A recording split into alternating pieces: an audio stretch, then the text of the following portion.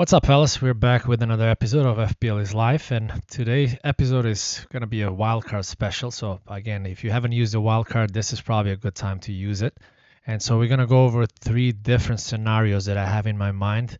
Maybe there's a fourth one I'll mention a little bit later, but I think these are the three main ones that you should stick to for now. Again, if your team look good for game week 8, you might even want to consider keeping the wild card. But I've played mine in game week 7, so for me, I can only dream of having another wild card right now because I think I would have played it a little bit different. But okay, we're gonna go with this one first. This is a one that has Haaland, Salah, and Saka in the team. And as you can see, in defense, I only have one Arsenal player. That would be Raya.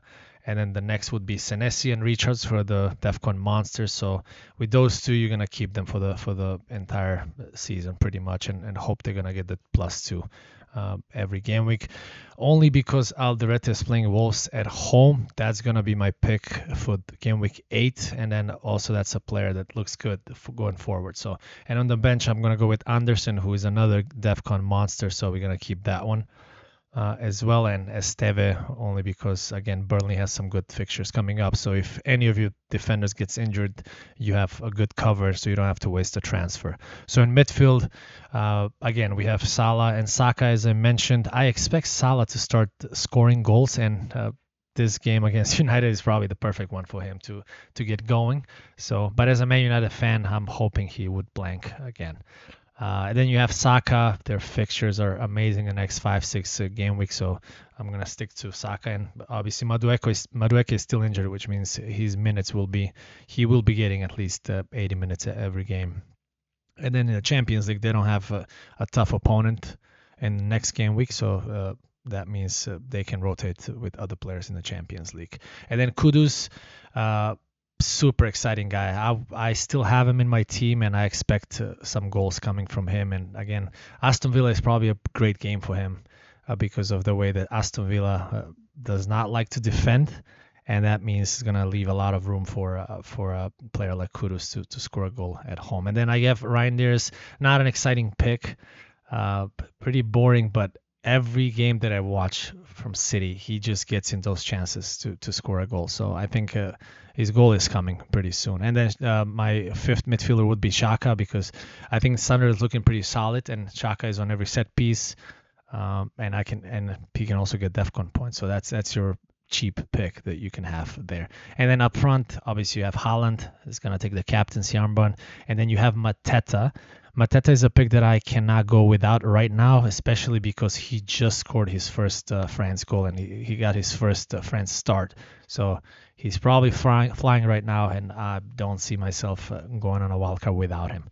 And on the bench, you have, again, as I mentioned, Dubravka, Anderson, Obi. That's the fifth player that you have to, the third forward that you have to kind of not have that forward, because if you want to have all those three players, Haaland, Salah, and Saka in your team, and then Esteve as well. So that will be the Haaland-Salah-Saka team. And now we're going to look into a draft that has only Haaland and Salah. So the only difference actually that I have here is I would have Paqueta and I would have Joao Pedro. And Paqueta, obviously, he's a DEFCON monster as well. He's on penalties. He's one of the top 3 players for West Ham, so I expect big things for him as well. And Joao Pedro, not my type of player, but you can even go instead of Joao Pedro, you can go with Bowen. He's the same price, and again, West Ham fixtures looking pretty solid.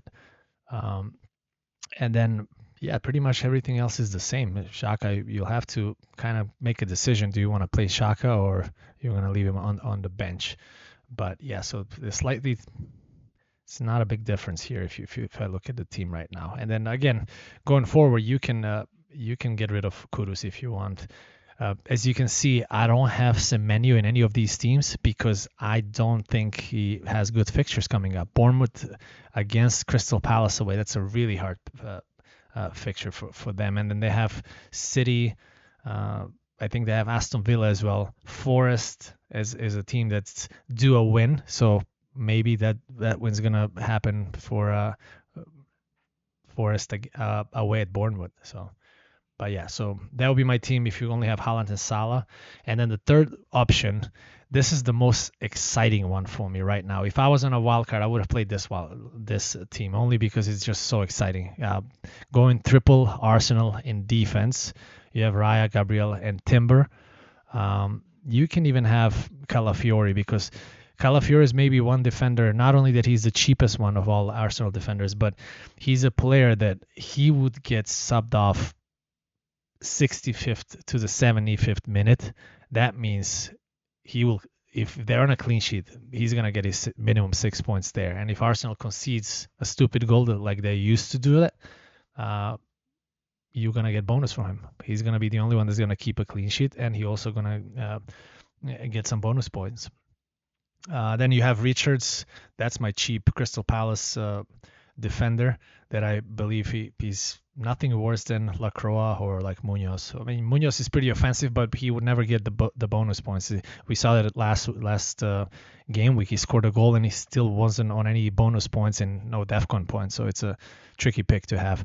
And then again in midfield, I would have Enzo, but you have to wait for this one until Friday to hear from Maresca if he's actually injured or what's going on, because he was pulled off the national team squad. Again, I'll have Kudus again, Paqueta and Reinders. They're going to stay on any wildcard that I would have right now for now.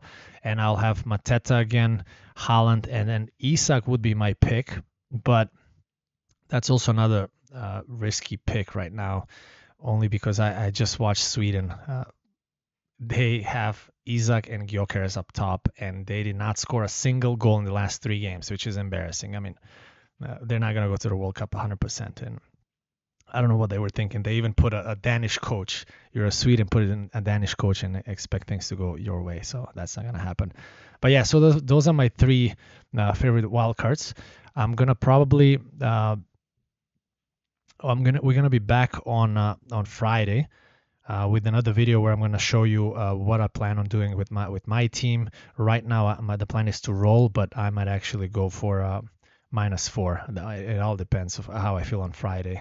I really want to bring in Isak, but I also think that it might be a wrong idea to sell Gyökeres now, because if he scores 1 goal and Arsenal's fixture is looking great, then I'm going to want to bring him back in and probably better to roll and see how everything. But again, I'll be back on Friday. We'll discuss more about the game week. And again, if you saw any value in this video, I would really appreciate if you can like and subscribe and follow me on Twitter, because I'll post some updates there as well, and then we can make some big decisions on Friday. But I'll see you guys on the next one.